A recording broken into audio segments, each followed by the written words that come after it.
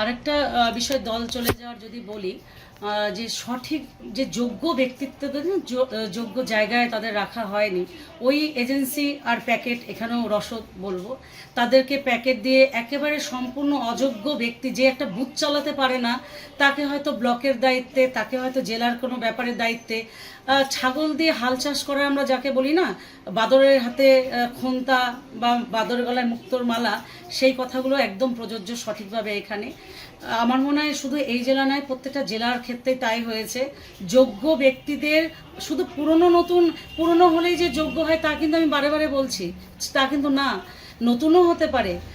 এই যে যোগ্য ব্যক্তিদের না যোগ্য সম্মানটা দেওয়া হয়নি, যোগ্য মানুষদের যোগ্য জায়গায় বসানো হয়নি। আমি আমার জেলার ক্ষেত্রে বলছি, আমি বারে বারে মিটিংয়ে চিৎকার করেছিলাম যোগ্য ব্যক্তিদের যোগ্য জায়গায় দেওয়ার জন্য।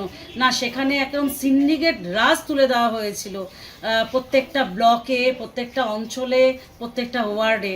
এটাও আমাদের জন্য খুব ক্ষতি হয়েছে। নিশ্চয়ই প্রত্যেকটা জেলায় তা হয়েছে, আমার রাজ্য সেটা জানতো কিনা জানি না, এটা এজেন্সি করেছিল।